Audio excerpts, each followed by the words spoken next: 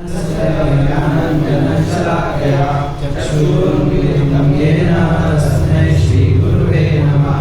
श्रीचैतन्यमनोभीष्टं स्थापितं येन भूतले स्वयं रूपं कलामह्यं ददाति स्वपदान्तिकं।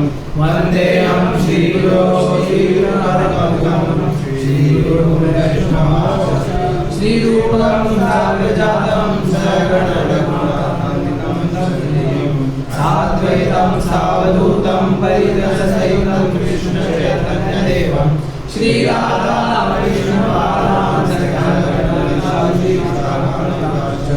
हे कृष्ण करुणा सिन्धो दीनबन्धो जगत्पते गोपेश गोपिकान्त राधाकान्त तप्त काञ्चन गौराङ्गी राधे वृन्दावनेश्वरी वृषभानुसुते देवी प्रणमामि हरिप्रिये। वाञ्छाकल्पतरुभ्यश्च कृपा सिन्धुभ्यैव च पतितानां पावनेभ्यो वैष्णवेभ्यो नमो नमः। जय श्री कृष्ण चैतन्य प्रभु नित्यानंद श्री अद्वैत गदाधर श्रीवासादि गौरभक्तवृंद।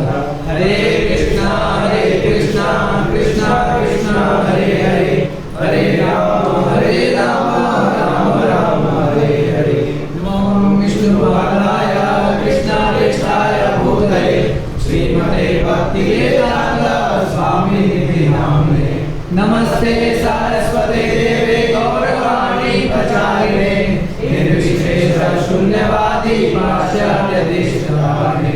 नमो महावदान्याय कृष्णाय कृष्णाय कृष्ण चैतन्य नामने गौर। तो शुरू करने से पहले आप सभी से आशीर्वाद की याचना करता हूँ। बड़े बड़े से बैठे हैं मत यहाँ पे सभा में, तो आपसे प्रार्थना करता हूँ कि आप मुझे आशीर्वाद दें ताकि मैं कुछ बोल सकूँ आज के विषय में जो मुझे सेवा दी गई अपनी शुद्धि करने के लिए और आप भक्तों के आनंद के लिए।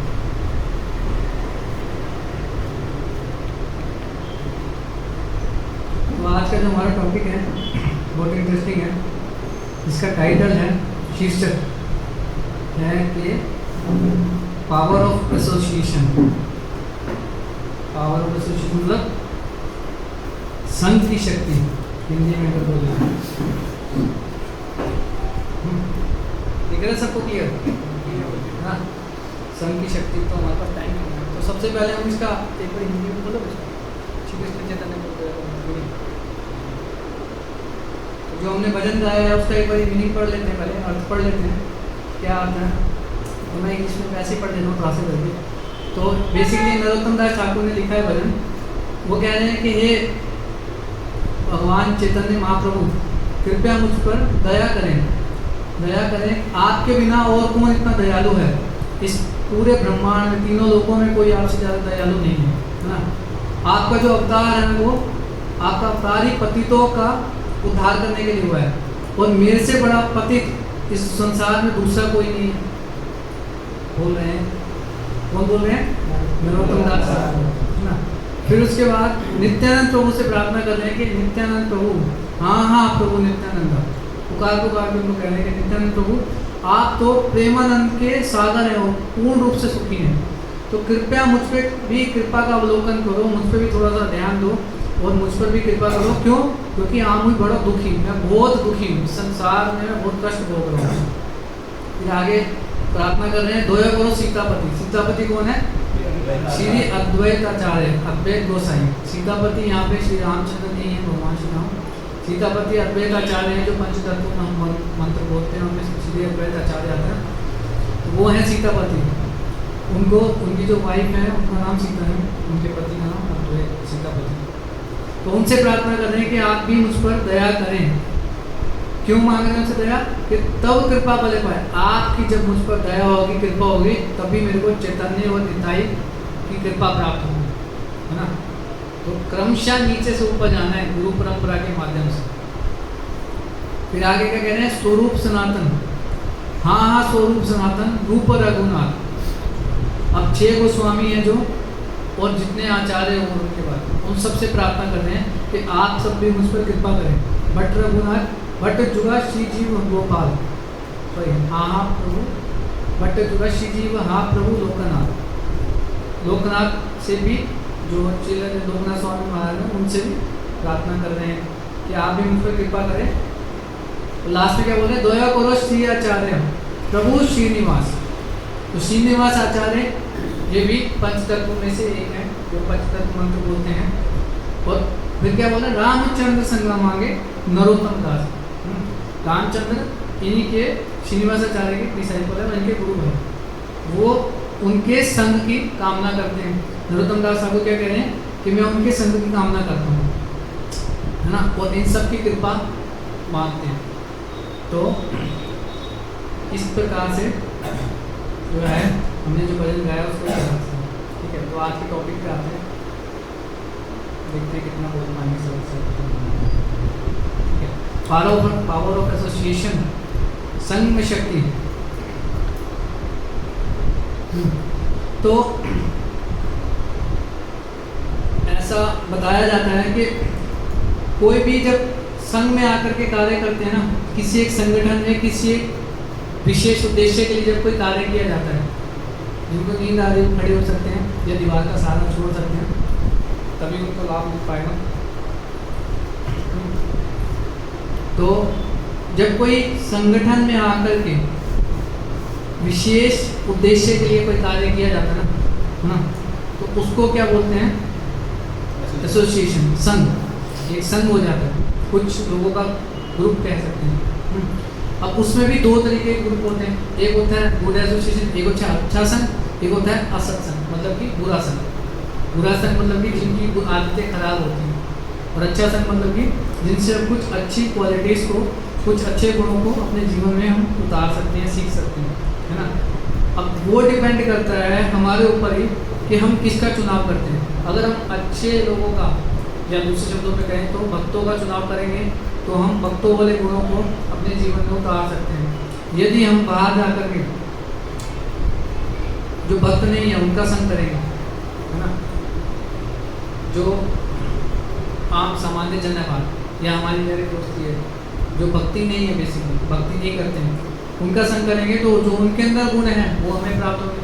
जैसे कि वो जो भी नशाहार करते हैं, स्त्री से आ सकते हैं, या मांस मदिरा पान करते हैं, या फिर जुआ खेलते हैं, जो पाप में कार्य, 4 पाप के कार्य बताए हैं ना, उनका संग करेंगे। तो ये हमारे ऊपर डिपेंड करता है, free will to choose good और बैड, हमारी इच्छा पर निर्भर करता है कि हम किसका चुनाव करते हैं। ठीक है, तो इसका बहुत अच्छा उदाहरण प्राप्त होता है हमारे को शास्त्रों में, नारद मुनि और मृगारी। आप लोगों ने बहुत बार सुनी होगी ये कथा, कितने सुनी है, कितने नहीं सुना, सुने तो आप वही लोग आपने सुनिए, सब नहीं सुने, है ना। तो फिर से थोड़ा सा रिवाइज कर देते हैं। तो मृगारी जो होता है एक शिकारी होता है, बेसिकली शिकारी का नाम है मृगारी। वो क्या करता है कि जंगल में ना जा करके जानवरों को अधमरा मारता था, उसके पास तीर और वो होता है धनुष और तीर, है ना, उनसे ना अधमरा मार के छोड़ देता था। और जब वो जानवरों को पूरा नहीं मारता था, और जब वो जानवर दर्द से तड़पते थे ना, तो उसको बहुत खुशी होती, बहुत आनंद मिलता था, बहुत खुशी होती। तो एक बार नारद मुनि वहाँ से निकल के जा रहे होते हैं, है ना, गुजर रहे होते हैं। तो नारद मुनि देखते हैं रास्ते में बहुत सारे जानवर पड़े हुए हैं, अधमरे तड़प रहे हैं, सबको तीर लगा हुआ है, सभी खून से लथपथ हैं और फड़फड़ा रहे हैं, है ना, लाइन से पड़े हुए कई सारे जानवर, तो सभी जिंदा हैं, मरे नहीं हुए, लेकिन तड़प रहे हैं, बहुत ज़्यादा खून निकल रहा है और तड़प रहे हैं। तो उनको बहुत बुरा लगता है ना। वैष्णव का गुण होता है क्या, पर दुखी दुखी, दूसरों के दुख को देख करके एक वैष्णव को दुख होता है। तो बाहर क्या गुण होता है लोगों में, हाँ, दूसरों के सुख दुख को देख करके सुखी होता, आनंद। जैसा कि मृगारी को हम देखते हैं, वो उन जानवरों को आधा मारा तड़पा करके उसको आनंद प्राप्त हो रहा है। तो नारद मुनि देखते हैं कि ये कौन इतना बड़ा दुष्ट है, ऐसा व्यक्ति है, अशुभ व्यक्ति है जो जानवरों को आधा मार करके छोड़ रहा है। तो आगे जाते हैं, देखते हैं थोड़ा बहुत आगे जाके, तो देखते हैं कि वही मृगारी है, फिर एक और निशाना लगा। तो नारद मुनि जाते हैं उसके पास, उससे जाके बात करते हैं कि आप ये कार्य क्यों कर दो। तो कहते हैं मेरा पेशा है, पुश्तैनी काम, हमारा खानदानी काम है, मेरे पिताजी भी करते थे, मेरे दादाजी भी करते थे, मैं भी खानदानी परंपरा चलती आ रही है, वो परंपरा प्राप्ति है ना, परंपरा चलती आ रही है। तो कहते हैं कि क्या तुम जानते हो कि तुम इतना बड़ा पाप कार्य कर रहे हो, तुम्हारे को कितना भुगतना पड़ेगा, नरक में जाना पड़ेगा, तुम इसको अभी कभी त्याग दो। तो कहते हैं इससे मेरी दाल रोटी चलती है, मेरी गाड़ी होता है, मेरे को खाना प्राप्त होता है, मेरे परिवार वाले इससे खाना खाते हैं, मैं सब कैसे छोड़ूँ। तो नारद मुनि कहते हैं अगर तुम्हें मारना भी है तो एटलीस्ट उसको पूरा तो मारो, जानवर पूरा मारो, उसको इतना कष्ट दे दो। गिरधारी कहता है जो वो तड़पते हैं ना खून से, दर्द में तड़पते हैं, तो उनको बहुत आनंद की प्राप्ति होती है, आनंदम बुद्धि वर्धन, उनको बहुत आनंद प्राप्त होता है। तो नारद मुनि समझाते हैं कि बहुत बड़ा पापमय कार्य है, तुम इसको बंद कर दो, है ना। अगर नहीं करोगे तो तुम भी और तुम्हारा पूरा परिवार भी जो है नरक में जाएगा और अनंत काल तक नरक में रहेगा। ऐसे करके थोड़ा समझाते हैं नारद मुनि समझाने पर, क्योंकि नारद मुनि एक शुद्ध भक्त है, 12 महाजन में से महाजन है, वो समझाते हैं तो वो उसका हृदय परिवर्तन हो जाता है, है ना। दर्शन पवित्र करी यही वैष्णव गुण। वैष्णव का एक गुण होता है कि उनका दर्शन करने मात्र से व्यक्ति अपने पापों से मुक्त हो जाता है, इतना बड़ा क्वालिटी से। शुद्ध वैष्णव की बात हो रही है हमारी। हम भी सोचते हैं कि हम बाहर जाएंगे लोगों को दर्शन नहीं होंगे, पापों से मुक्त कर देंगे तो ऐसा नहीं, ऐसा नहीं है। जब हम शुद्ध बन जाएंगे तो निश्चित रूप से ऐसा होगा, हमें उसके लिए शुद्ध बनना पड़ेगा, उसके लिए प्रयास कर रहे हैं तो अच्छा। तो क्योंकि नारद मुनि का दर्शन किया, नारद मुनि का संग प्राप्त हुआ उसको, है ना, तो उससे गिरधारी का हृदय परिवर्तन हो गया। हृदय परिवर्तन हो गया तो वो पैरों में गिर गया और माफ़ी मांगने लगा कि प्लीज़ मुझे बचाओ, मैं नरक नहीं जाना चाहता, अब मेरे को क्या करना चाहिए। पैरों में गिर गया और सरेंडर कर दिया उसने अपने आप को नारद मुनि को, यानी कि एक तरीके से उसने नारद मुनि से जो है नारद मुनि को ना गुरु के रूप में स्वीकार किया, है ना। गुरु के रूप में स्वीकार किया तो नारद मुनि फिर उसको इंस्ट्रक्शन देते हैं कि सबसे पहले कार्य क्या करो, नारद मुनि अन्न निकालें, है ना। तो ये वही बता रहे हैं कि वो निकलते हैं वहाँ से और जानवरों को मारता होते हैं, ये हमने डिस्कस कर लिया ऑलरेडी। तो नारद मुनि उनको वही बोलते हैं कि भैया देखो, अब जो गिरधारी था वो बहुत पैशनेट था, पैशन मतलब कुछ करना चाहता है जीवन के लिए, बस भाग दौड़ जमीन आसमान नहीं कर देंगे, इधर की उधर कर देंगे, दुनिया हिला देंगे, है ना। लोगों में जोश होता है, यूथ में जैसे हमारा भी जोश होता है, तो उसमें भी वही था कि बस कुछ कर दिखाएंगे। लेकिन नारद मुनि जो कंपैशनेट, एकदम दयालु, एक 26 गुणों में से एक गुण ये भी होता है वैष्णव का कि वो बहुत दयालु होते हैं। जैसे भक्तों को भी हम देखते हैं, बाहर लोग इतने पाप में कार्यों में रहते हैं, है ना, इधर तृप्ति में लगे हुए, लेकिन भक्त लोग क्या करते हैं, फिर भी कड़ी धूप में भी जा करके डिस्ट्रीब्यूशन करते हैं, संकीर्तन निकालते हैं, प्रसाद का वितरण करते हैं, किस लिए, ताकि उनको भी हम कृष्ण भक्ति से जोड़ सकें। ये इनके प्रकार है ना, तो भक्त लोग दयालु भी होते हैं। तो इसी प्रकार से नारद मुनि जो है उनके ऊपर कृपा करते हैं गिरधारी के ऊपर, और उनको बताते हैं कि ये कार्य आप छोड़ दो, बड़े सरल तरीके से समझाते हैं, है ना।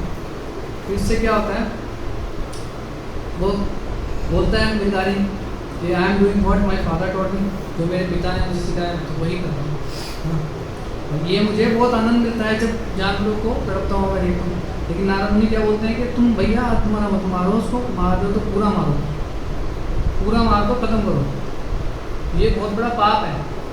नारद मुनि समझाते हैं। थोड़ा फास्ट चल रहा हूँ क्योंकि आप लोगों ने कहानी सुनी है, किसी को डर वाले तो बता देना हाथ खड़ा करके।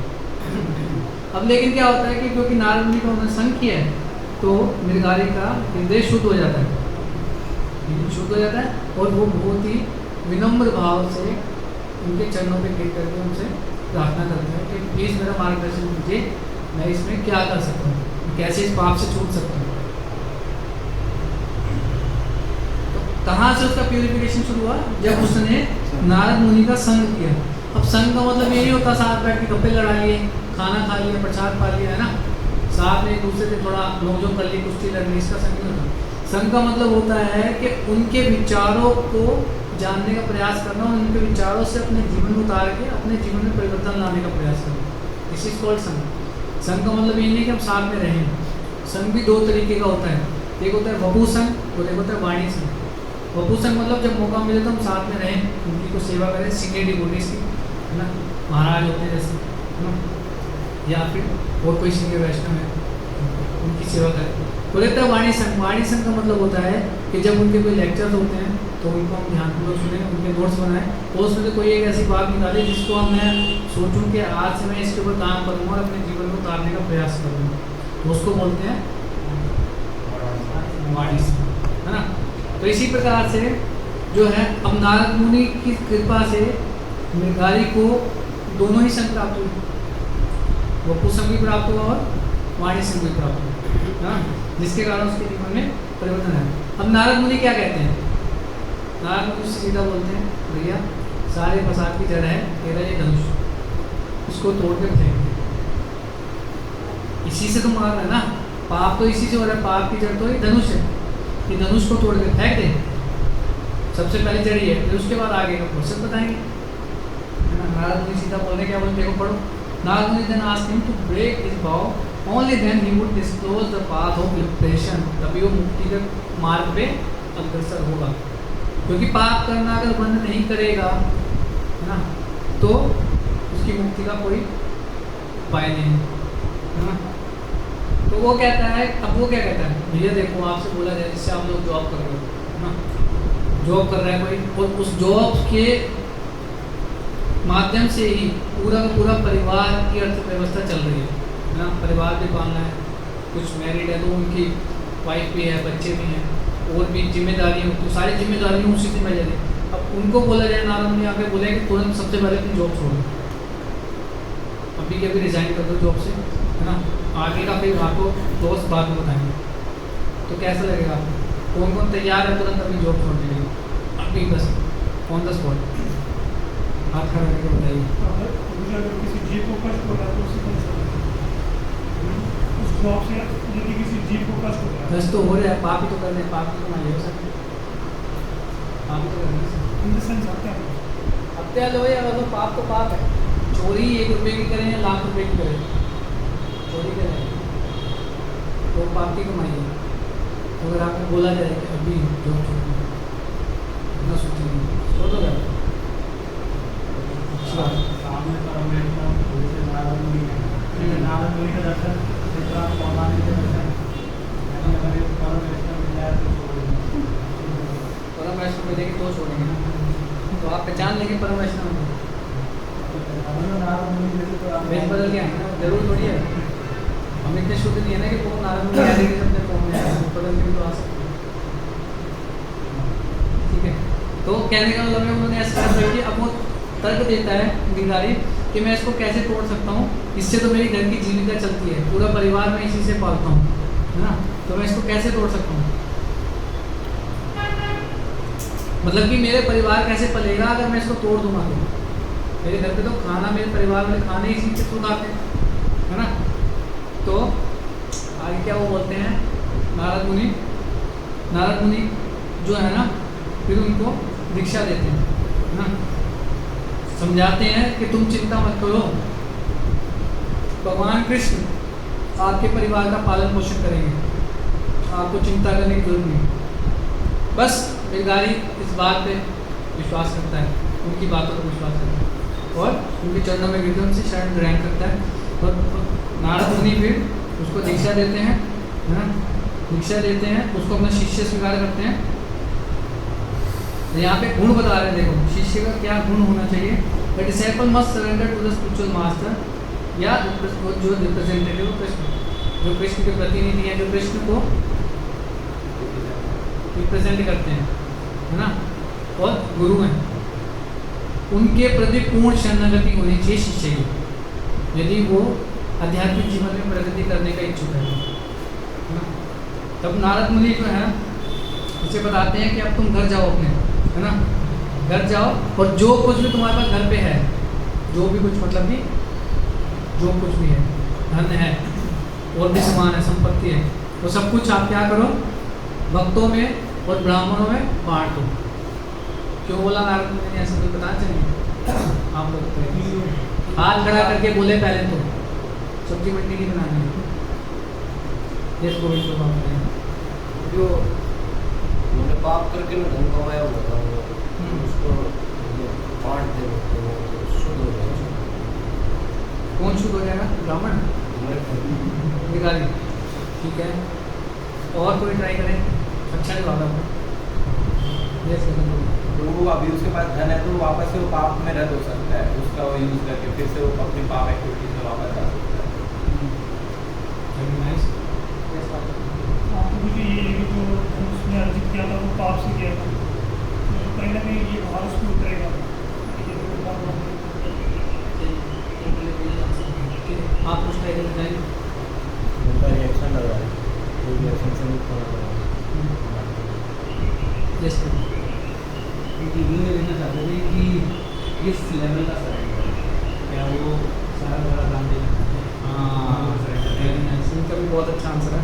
देखिए तो कितने सारे आंसर हमारे पर हैं, आप कुछ कहना चाहते हैं रंजीत को? आप पूरा सरेंडर करने के लिए, पूरा सरेंडर करने के लिए, ठीक है।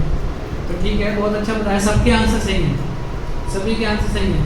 तो जो गुरु होते हैं ना, गुरु की एक बहुत बड़ी जिम्मेदारी होती है बेसिकली।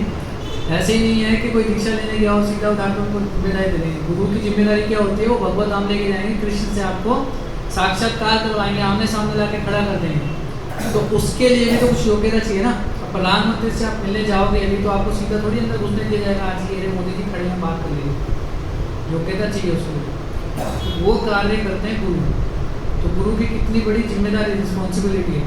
तो गुरु अगर इतनी बड़ी जिम्मेदारी आपकी ले रहे हैं, कई जन्मों की उठा रहे हैं, तो उनकी भी तो कुछ हक बनता है उनका भी कि वो भी ठोक को जाके चेक करेंगे आपको कि वास्तव में ये चाहता है, इच्छा है इसकी कृष्ण को प्राप्त करने की, या भक्ति में लगने की, भक्ति में सेवा करने की, या फिर भावुक होकर के हो गया है, या थोड़ी सी बात सुन ली उसके ऊपर हो गया है और बाद में फिर रोड में बैठ करके मैंने क्या कर दिया और गुरु को गाली देना, फिर अपराध करेगा। ठीक है, तो इसलिए गुरु जो है चेक करते हैं। ठीक है, अब इसमें मेरा एक क्वेश्चन है आप सभी से।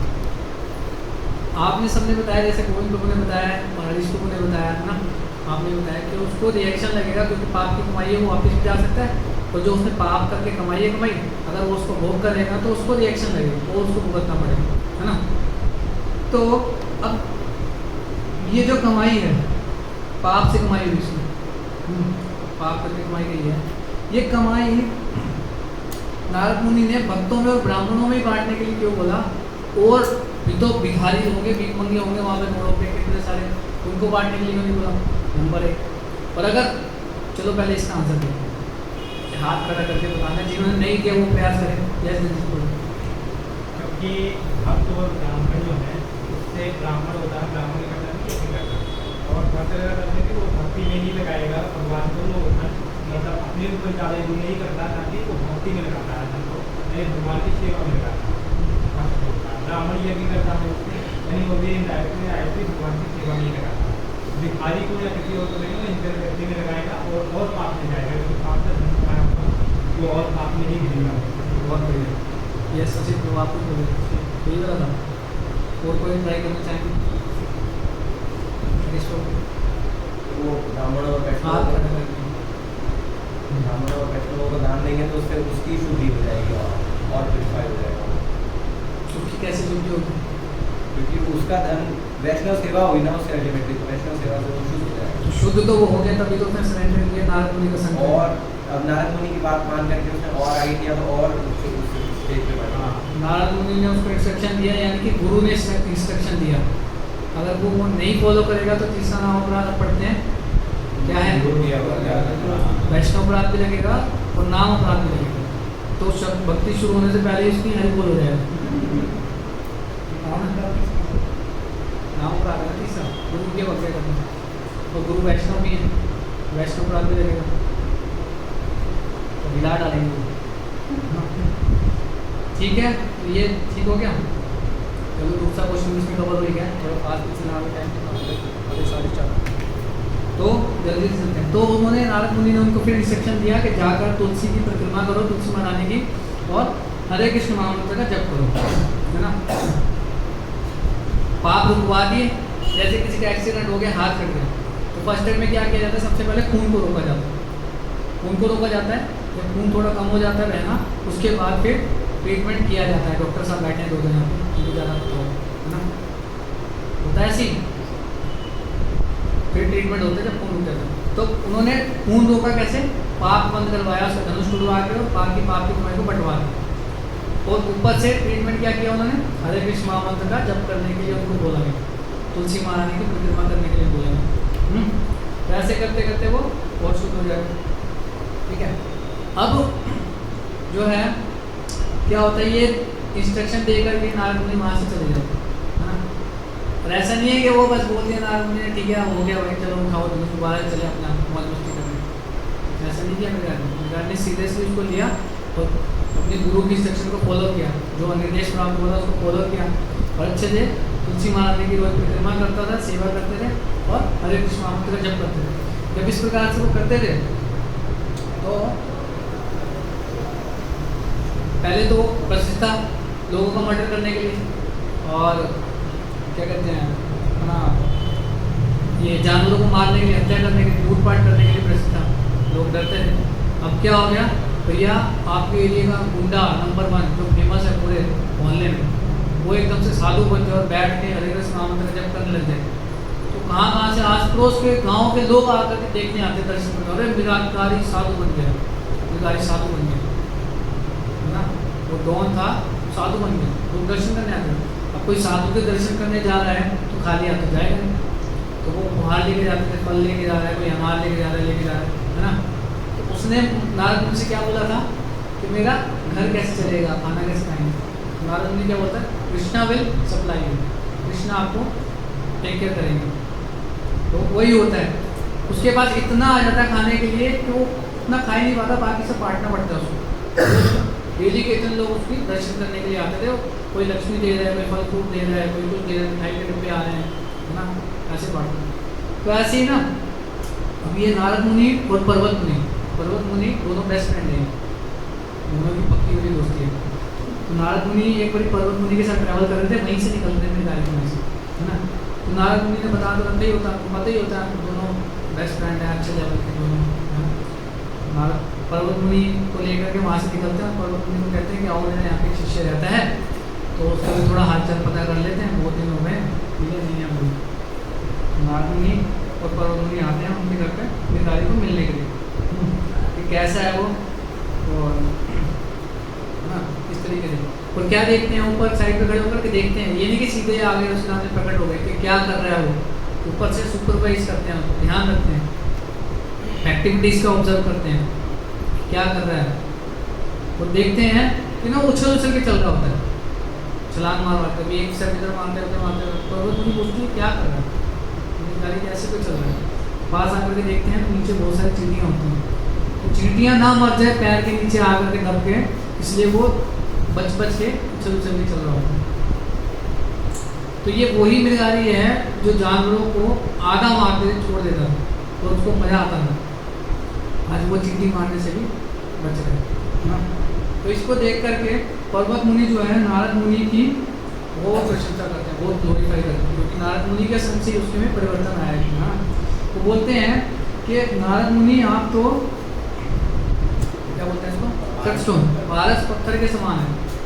पारस पत्थर क्या करता है, लोहे को भी सोने में परिवर्तित कर देता है। जब सोना उसके संपर्क में आता है पारस मणि के, तो उसको भी सोने में परिवर्तित कर देता है। इसी प्रकार से वो लोहा था, जंग लगा हुआ, कौन, मृगारी।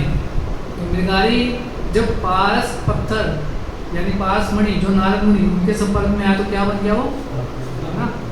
कैसे कह सकते हैं इसको,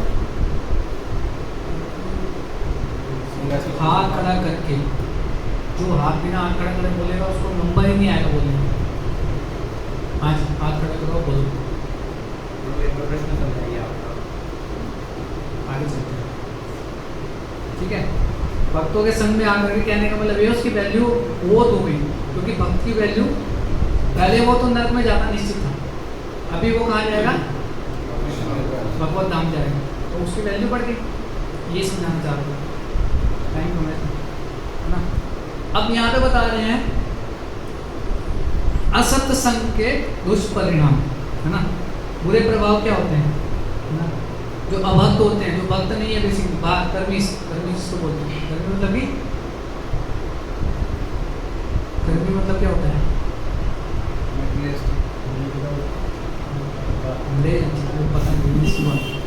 कार्य कर रहे हैं तो फल भोगने के लिए कर रहे हैं। हाँ, उनको बदले में उसका फल चाहिए जो कर रहे हैं, ठीक है।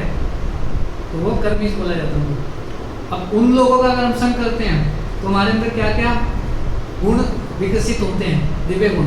देख लीजिए, पहला गुण है स्मोकिंग, दिव्य है ना सारे, ठीक है। स्मोकिंग, गांजा पीना, अफीम, चरस, ये सब नहीं कर सकते, आप कर सकते हो, दिव्य गुण है, गुण चाहिए इसके। ड्रिंकिंग, यानी नहीं ड्रिंकिंग मतलब कि ये नहीं है भोग लगाओ भगवान को, ये मदिरा पान, नशा, क्यों तंजी तू तो भक्त नहीं है, तो भक्त नहीं है वो, उनमें नहीं आते, उनसे आते हैं हमारे में। आप संग करोगे तो आपके अंदर ये गुण आ जाएंगे, ठीक है। डिप्रेशन, चिंता, तनाव, है ना। जब नशा कर रहा है व्यक्ति इतना, तो उसके बाद क्या होगा, चिंता ही तो आएगी ना उसको, ये तो है नहीं कि आनंद बुद्धि वर्तन हो जाएगा, ठीक है। इसके बाद इन्फीरियरिटी कॉम्प्लेक्स, कि मैं कुछ नहीं कर सकता, मैं किसी काम का नहीं हूँ, ये दुनिया ये महफिल मेरे काम की नहीं है, सीधा खत्म। नशा करके तो ये है ना, सारे दिल के दर्द बाहर आते हैं, मेरे को तो एक्सपीरियंस यहाँ आपने किसी भी बोला। और क्या है, peer pressure effect, study, career, health, mental wellbeing.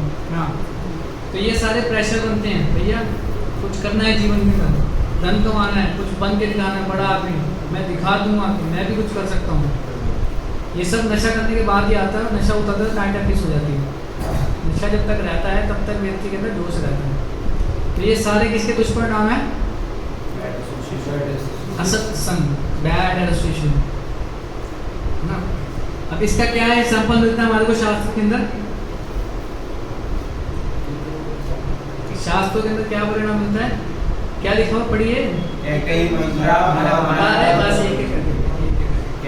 Kaikeyi मंत्र आप सब लोग जानते हैं, केकई एकदम सही थी, कोई दिक्कत नहीं थी उसके साथ में, वो तो खुश थी कि भगवान राम को राज्य सिंहासन दिया जा रहा है ना, उनको कोई दिक्कत नहीं थी केकई माता को। लेकिन मंत्रा ने भड़का दिया, मंत्रा ने भड़काया था ना कि भैया तेरे बेटे को मिलना चाहिए था, राम को बिठा देंगे, तेरे बेटे को भेजेंगे जंगल, भरत को वनवास दे देंगे, तू कहीं की नहीं रहेगी, तेरे को दासी बना के रखेंगे, ये वो करके करके उसने काम कर दिए, असत्संग हुआ और केकई के अंदर दिव्य गुण जागे, दिव्य गुण जागे तो उसने अपने वरदान दो जो थे वो दशरथ जी से मांग लिए कि मेरे को दे दो, क्या, भगवान राम को वनवास और भरत का राज्याभिषेक। उसके बाद भी जो सारा ड्रामा शुरू हुआ था, वो हम कह सकते हैं कि भगवान की लीला थी, लेकिन उसमें भी लीला में भी केकई की फ्री विल थी, जैसा कि हमने सबसे पहले देखा, उनकी इच्छा थी, स्वेच्छा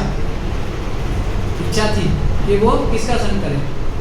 संग करने वाला देख रहे हो यहाँ पे, संग करने वाला साथ नहीं, उनके विचारों से प्रभावित हो जाना, सामने वाले व्यक्ति के विचारों से प्रभावित होने का मतलब है संग करना। और दूसरा क्या होता है, एग्जाम्पल मिलता है हमारे को भरत महाराज का। भरत महाराज के साथ क्या हुआ था, कृष्ण को बताएंगे, देखो उन्होंने हाथ खड़ा किया, आप सभी को बता रहे उससे आसक्त हो गए थे हिरण से। हाँ, फिर क्या हुआ, उनकी भक्ति छूटने के लिए उनको अल्लाह जन्म लेना पड़ा था हिरण का ही, फिर उसके बाद जब भरत के रूप में उनको जन्म लेना पड़ा। हाँ, देखो प्रभु को सारा पता है। तो असत्संग, अब हिरण क्या भक्त था, कोई कह सकता है असत्संग कैसा भैया, वो तो नशे पत्ते थोड़ी करता है, जुआ थोड़ी खेलता था, सत नहीं था, लेकिन असत्संग कैसे हो गया, आसक्ति तो थी लेकिन असत्संग तो गलत नहीं है, वो उसी जन्म में भगवत धाम जाते हैं, उनको दो जन्म। असत्संग कैसे है, मेरा प्रश्न सुनिए और हाथ खड़ा करके बोलिए। यस भगवान को छोड़ के हम अन्य उसको आसक्त करें, वो भी व्यवस्था लगाएंगे तो आसक्त। हाँ, ये तो चांस है, लेकिन इस पर्टिकुलर पास टाइम डिफरेंट करने को हम बताएंगे क्या है। Deer was not a devotee. Yes, deer was not a devotee. वो जो हिरण का बच्चा था वो भक्त नहीं था, और जो भक्त नहीं है उसका हम संग करते हैं तो वो असत्संग है, तो हमारे अंदर दिव्य गुणों का प्रकाश होता है, ठीक है। अब देखिए बता रहे हैं गुड एसोसिएशन, सत्संग क्या होता है, सत्संग बोलते हैं ना, सत्संग में जा रहे हैं, सत्संग मतलब संतों का संग करने जा रहे हैं, साधुओं का संग करने जा रहे हैं, भक्तों का संग करने जा रहे हैं, होता है क्या होता है, हाँ, साधु संग, है ना। अब बता रहे हैं association with saintly person mean devotee of the lord, साधु संग का मतलब क्या होता है? साधु लोगों का संग करने का मतलब क्या होता है? भक्तों का संग करना। भक्त कौन? भगवान कृष्ण के और भगवान विष्णु के जो भक्त हैं उनका संग करना। नेक्स्ट पॉइंट क्या लिखा हुआ पढ़िए, एक पंक्ति। अवनाम जन्मनाम। अरे भैया उसके ऊपर पहले हेडिंग तो पढ़ो। Rarity of devotee. हाँ, रेयरिटी ऑफ डिवोटी का मतलब क्या है? एक जो भक्त होता है वो कितना दुर्लभ है। भक्त दुर्लभ है, उसके बाद उसका संग और भी दुर्लभ है। पहले तो भक्ति दुर्लभ है। दुर्लभ मतलब समझते हो ना, बहुत मुश्किल से जो चीज़ प्राप्त होती है, बहुत देर बाद प्राप्त होती है, दैट इज दुर्लभ। तो ये भगवान भगवद गीता के में श्लोक में बता रहे हैं, बहुनाम जन्मनामन्ते, कई बार हमने क्लास में चर्चा करी है। बहुनाम जन्मनामन्ते ज्ञानवान मां प्रपद्यते वासुदेवं सर्वमिति स महात्मा सुदुर्लभः। करोड़ों करोड़ों जन्म जन्मांतर के बाद जब ये व्यक्ति को ज्ञान होता है ना, कि मुझ वासुदेव के अलावा इस पूरे ब्रह्मांड में कोई दूसरा नहीं है, ऐसा महात्मा कौन है? सुदुर्लभ। बोले भगवान सुदुर्लभ, बहुत दुर्लभ है, बहुत दुर्लभ, नहीं मिलेगा। तो इसलिए कितना इम्पोर्टेंट है भक्तों का संग करना। हमें तो फोन करके बुलाया जाता है तो भी हम 10 बहाने लगा देते हैं, तो जी 1.5 घंटा लगेगा मेरे को आने, मैं पहुँच नहीं पाऊँगा। तो जी आज कॉलेज है, आज ऑफिस से छुट्टी नहीं मिली, कितने बहाने हमारे पास है ना। बुलाया जा रहा है आज इस क्लास सुनने के लिए 1 घंटे के लिए आए, प्रसाद खाने आने बोलो। तो मैं देखता हूँ, मैं ट्राई कर पक्का नहीं कर सकता, टाइम मिल गया तो पक्का हूँ ना, होता नहीं होता ऐसा। लेकिन भगवान क्या कह रहे हैं यहाँ पे? बहुनाम जन्मनामन्ते और सुदुर्लभः, बहुत इम्पोर्टेंट वर्ड है। अब देखो यहाँ पे शास्त्रों के हिसाब से समझाया गया कि क्यों बोला गया है सुदुर्लभः, और एक श्लोक इसके साथ एक और आता है चैतन्य चरितामृत में, ब्रह्मांड प्रमिते, बोलो बोलो, वो भी है बाद में, ब्रह्मांड प्रमिते कौन भाग्यवान, गुरु कृष्ण कृपा पाए भक्ति लता बीज। ब्रह्मांड प्रमिते मतलब कि पूरे ब्रह्मांड का धक्के खाते खाते खाते खाते क्या होता है? कौन भाग्यवान, कोई ऐसा भाग्यवान जीव होता है। अब भाग्यवान कैसे होता है? भाग्यवान कैसे बनता था जिसको बताएंगे। इसमें बोला गया भाग्यवान जीव, तो भाग्यवान कैसे बनता है? पहले ये ट्राई करते हैं फिर आपसे पूछते हैं।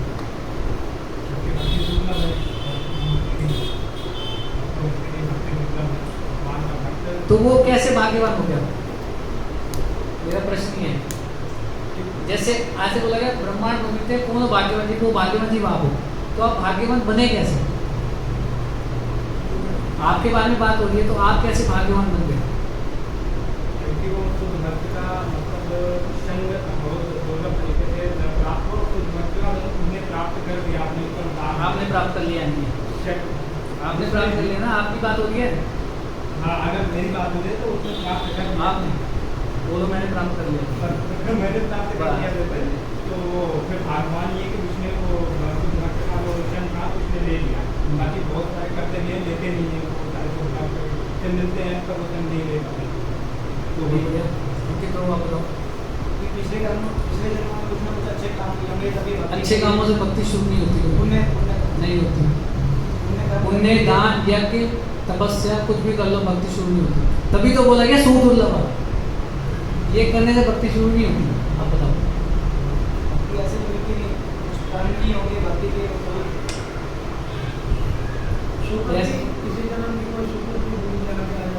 सुकृति कहाँ से मिली आपको? यस ब्रह्मांड यानी जीव पूरे ब्रह्मांड में वृत्त करता रहता है, जन्म मृत्यु के चक्कर में पड़ता रहता है। शॉर्ट में बताओ पहला मतलब मरता रहता है, फिर वो गुरु और कृष्ण का प्रसाद। हाँ, दिस इज इम्पोर्टेंट थिंग। गुरु और कृष्ण की कृपा से उसको सुकृति प्राप्त हुई, सुकृति से वो भाग्यवान बना, और भाग्यवान बन गया तो क्या हो गया उसको? भक्ति लता का बीज प्राप्त हो गया। कितना दुर्लभ है, और आप वो भाग्यवान जी हो, आप सभी हो, है ना। अब देखिए जैसा कि विवेक प्रभु ने बताया 84 लाख की हुई हैं, 84 लाख में से जो नॉन मूवेबल मतलब कि अचल, जो एक जगह पर स्थिर रहती है, जैसे कि पेड़ पौधे हैं, वो हैं। और मूवेबल हैं, जैसे कि पशु पक्षी मछलियाँ, चलने वाले जो हिल सकते हैं, वो वाले जीव जंतु हैं। उनमें से भी कुछ यानी कि 4 लाख तरीके की ह्यूमन होते हैं, 4 लाख प्रकार के, 80 लाख ये हैं ऊपर वाले, 4 लाख मनुष्य के शरीर हैं। उन मनुष्य में से भी 90%, मोर देन 90% अनकल्चर्ड है, असभ्य, यानी कि ये नाड़ी भट्ट हो गए, आदिवासी हो गए, उनको अब जाके हरे कृष्ण महामंत्र बोलो क्या करें, वो पेड़ पे लटका के आपको काट के खाएंगे, हरे कृष्ण आपका निकालेंगे, उनको नहीं सिखा रहे, उनको हरे कृष्ण तो है ना। तो जो कल्चर्ड है, जो सभ्य हैं, उसमें से भी बहुत थोड़े से हैं जो वैदिक शास्त्रों को जिन्होंने पढ़ा है या थोड़ा सा समझा है, और जिन्होंने थोड़ा सा समझा भी है वो कर्मकांड में लगे हुए हैं, यानी कि कर्मिस, जिनको बदले में कुछ चाहिए, है ना। माँ मुरादें पूरी करते हैं हलवा पार्टी में, सुनते ना हम लोग बचपन में, बदले में उनको कुछ चाहिए, एक्सपेक्टेशन, कुछ काम करेंगे तो इनको बदले में कुछ चाहिए, यज्ञ करेंगे बदले में सुख संपत्ति घर आवे, कष्ट मिटे तन का, बदले में चाहिए, वो कर्मिस है ना। उन कर्मियों में से भी जो बहुत आगे निकल जाते हैं थोड़े बहुत, उनको थोड़ा सा ज्ञानवान मांगते होते हैं, तो ज्ञानी, अब ज्ञानी को क्या चाहिए, मुक्ति, वो मुक्ति के पीछे लग जाते हैं, देखो कितना रेयर।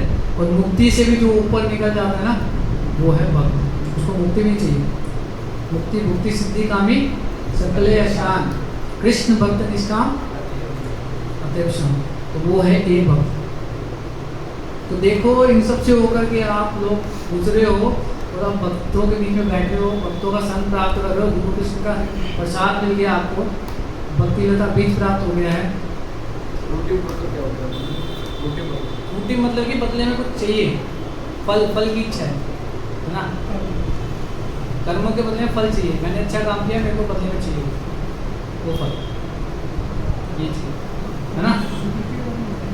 सुकृति मतलब कि भक्तों की कृपा, जो भक्ति की तरफ आपको लेके जाती है, भक्तों का दर्शन कर लिया, भक्तों ने, किसी ने आपको प्रसाद दे दिया, किसी ने भगवत गीता दे दिया, आप यार मैं नहीं लेता, उन्होंने कहा हाथ पकड़ के देखो, हाथ में पकड़ा दी, दर्शन दिखा दिया आपको, भगवान की फोटो दिखा दिया, हरे कृष्ण महामंत्र गलती से आपने सुन लिया, अरे रोज काम खाने आ जाते हैं, उनको बोल दिया अरे वो तो पागल भावुक लोग हैं, गाय से डांस करते हैं, हरे कृष्ण गलती से अपने नाम ले लिया।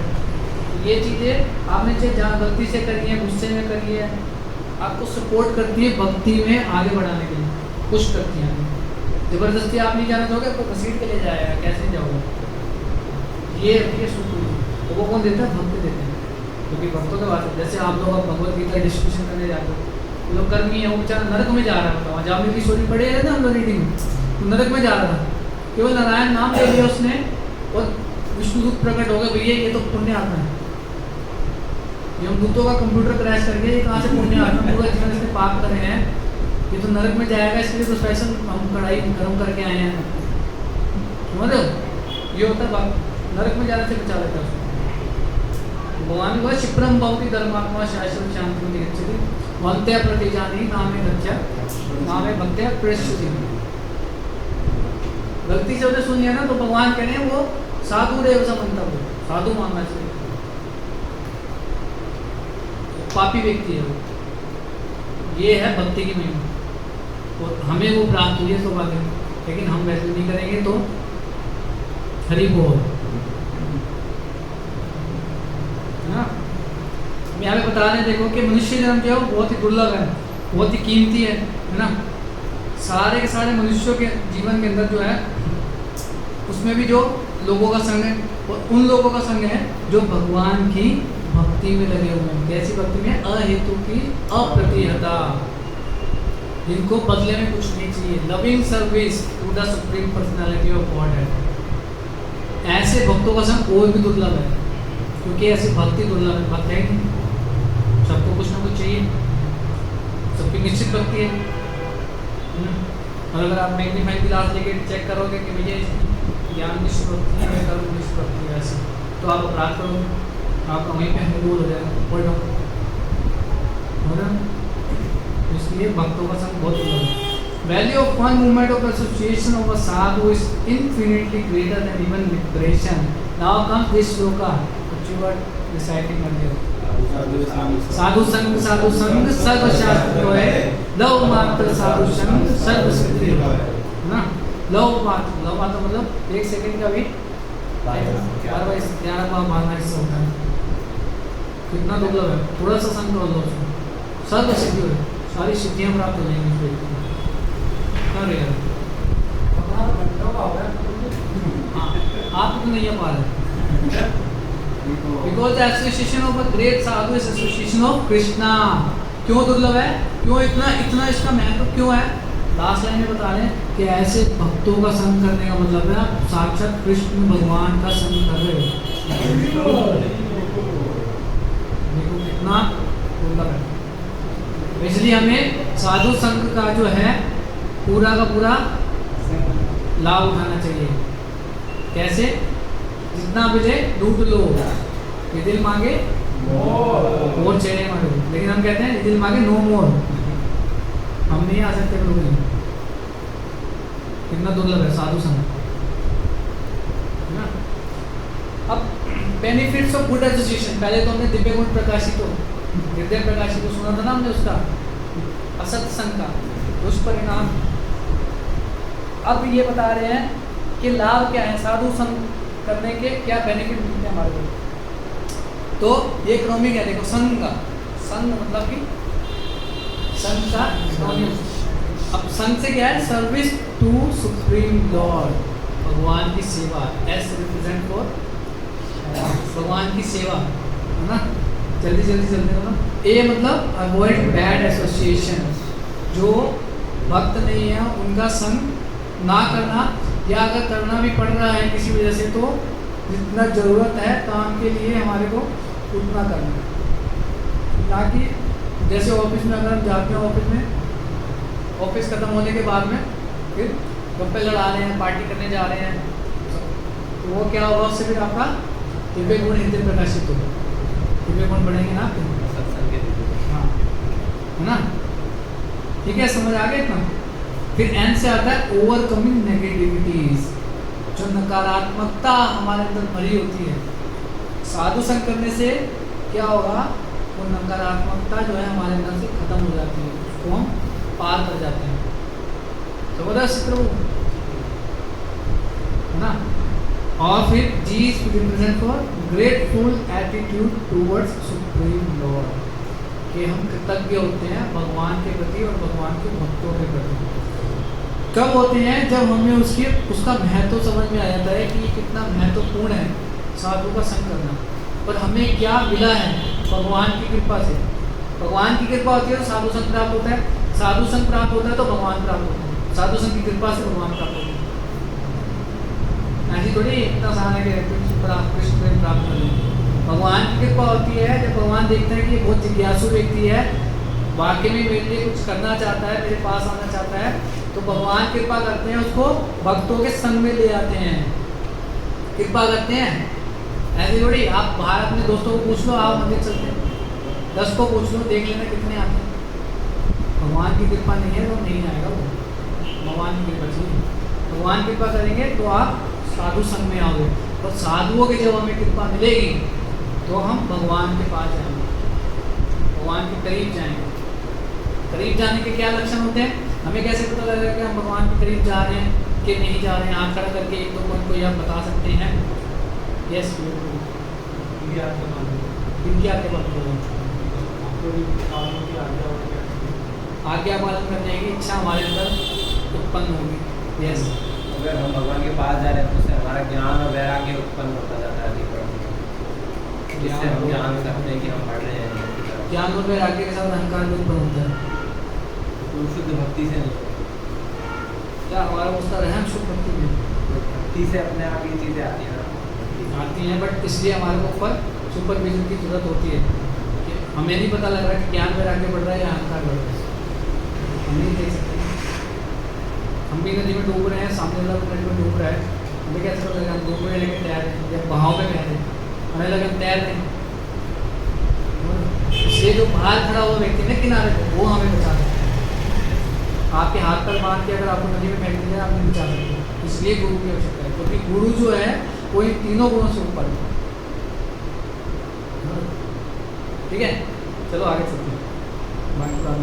तो as service to the supreme Lord. तो हमारे को अवसर प्राप्त होता है भगवान की सेवा करने का। कैसे करते हैं भगवान की सेवा? भगवान के पवित्र नामों का जप करके, भगवान के बारे में जो शास्त्र हैं उनको पढ़ के, भगवान को अर्पित भोग को प्रसाद के रूप में ग्रहण करके, है ना। और बहुत सारी ऐसी चीज़ें हैं, संकीर्तन में जाके कीर्तन अटेंड करके, आरती अटेंड करके, भगवान का दर्शन करके, इस तरीके से हम भगवान की सेवा कर पाते हैं, है ना। और इससे क्या होता है?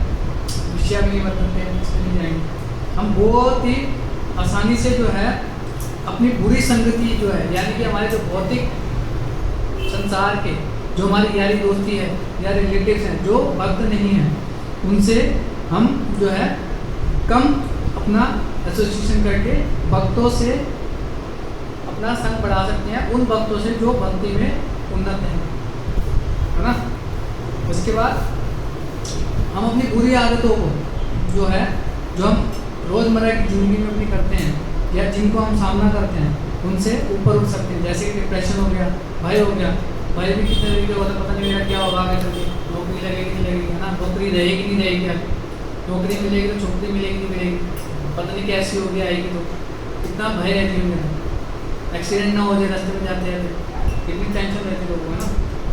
और माइंड कंट्रोल, हम अपने मन के ऊपर नियंत्रण कर पाते हैं कुछ हद तक, जितना अच्छे से प्रयास करेंगे भक्ति का उतने अच्छे से हम कर पाएंगे, है ना। और इन सब बीमारियों को हम आसानी से सरलता से सॉल्व कर पाते हैं। Grateful to the gift to Lord, तो भगवान से जो कुछ हमारे को प्राप्त हुआ है उन सब के लिए हम भगवान का धन्यवाद कर पाते हैं। अभी तो हम नहीं धन्यवाद करते हैं, आप देखते हैं धन्यवाद करते हैं कि भगवान से मेरे को जो कुछ मिला है, या भगवान को गाली भी देते कुछ मिला है, मेरी किस्मत ही खराब होता है, कौन से भरोस छड़ी मेरी किस्मत नहीं गई, धन्यवाद। है ना। ये ऑनेस्टी, हमें भगवान का धन्यवाद करना चाहिए। और तब हम कर पाते हैं जब हम इस चीज़ को समझ पाते हैं कि भगवान ने हमारे को क्या दिया है वास्तव में, तो हम उसको वैल्यू कर पाते हैं। जैसे बहुत कुछ दिया भगवान का, है तो सब कुछ ही भगवान में। भगवान ने हमारे को भक्तों का संग दिया, ऑक्सीजन दे रहे हैं, पानी दे रहे हैं, भोजन दे रहे हैं, खाने के लिए, रहने के लिए छत दे रहे हैं सिर पे, इतना अच्छा परिवार में दिया कि भक्ति करने का अनुकूल वातावरण दिया है, भक्तों के संग में लाए, तो ये सब भगवान की कृपा है ना। तो यही तक था। आप सबका बहुत बहुत धन्यवाद। फिर कोई प्रश्न है तो 2-3 मिनट में हम ले सकते हैं, फिर जो कुछ बताएंगे इसमें। आप कुछ प्रश्न पूछ सकते हैं, इसको आप इसको आप मैं प्रयास करूँगा आंसर देने का, लेकिन इस बात की गारंटी नहीं है कि मैं आपको संतुष्ट कर पाऊँगा। यस मुझे डाउट है कि हम अपना एसोसिएशन चूज़ कैसे कर सकते हैं। और इसी से मिलता जुलता एक और प्रश्न है कि हमारे अंदर की एलिजिबिलिटी कैसे है कि हम सामने वाले को जज कर सकें कि वो एक अच्छा भक्त है कि नहीं। जब हम एसोसिएशन किसी का ले रहे हैं या लेना चाहते हैं तो इसको कैसे करें, क्योंकि ये तो मैंने जितना सुना है अभी तक उस हिसाब से ये था कि ये गुरु का जो है वो कर्तव्य है कि वो चूज़ कर सकता है कि आप कितने ज़्यादा करते हैं क्या है। लेकिन हमारे अंदर ऐसी क्वालिफिकेशन कैसे हो सकती है कि हम किसी और को कर सकते हैं। तो अच्छा प्रश्न आपका। इसका आंसर यही है कि जैसा हमने पहले बताया, चर्चा की थी स्टार्टिंग में कि 2 तरीके का संघ है, तो वो पूरे वाणी। तो हम वाणी संघ तो एटलीस्ट कर ही सकते हैं और करते भी हैं। जैसे हम लोग अपनी डेली लाइफ में हम ढेर ही करते हैं, कुछ लेक्चर सुनते हैं, प्रभुपाद के लेक्चर सुनते हैं, अपने वर्तमान आचार्य के गुरु के लेक्चर सुनते हैं, तो या अन्य अन्य वैष्णवों के लेक्चर सुनते हैं। तो जब हम उनके लेक्चर सुन रहे हैं, मान लीजिए सपोज कोई और वक्ता है जो यहाँ पर बैठ करके भी बोल रहे हैं, मैं अपनी बात नहीं करूँ, कोई भी डिवोटी है XYZ यहाँ पर बैठ के बोल रहे हैं, बेशक वो उतने प्योर नहीं है, is not a pure devotee, but if वो अगर शुद्ध भक्त के द्वारा बताया गया जो टीचिंग्स है या सिद्धांत है वही अगर प्रेजेंट कर रहा है ना, तो he is considered to be a pure वैष्णव।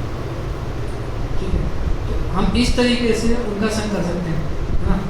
सबसे एक तरीका ये है। दूसरा तरीका है कि हर एक चीज़ को नापने का जो हमारे को बताया जाता है गुरु, साधु और शास्त्र। यदि हम किसी साधु से सुन रहे हैं तो साधु की बातें जो है वो बाकी 2 यानी कि गुरु की बातों से और शास्त्र में जो बताई गई बातें हैं, जो सिद्धांत है, जो शिक्षाएं हैं, उनसे मैच करनी चाहिए। अगर उनसे मैच कर रही हैं तो we can accept it, otherwise we can leave. क्योंकि जो परंपरा में आ रहा है वही एज इट इज आगे प्रेजेंट करना है। जैसे कि प्रभुपाद जी बोलते हैं कि मेरी एकमात्र योग्यता यही है कि मैं पोस्टमैन की तरह एज इट इज आगे ला करके उस ज्ञान को दे रहा हूँ आपको।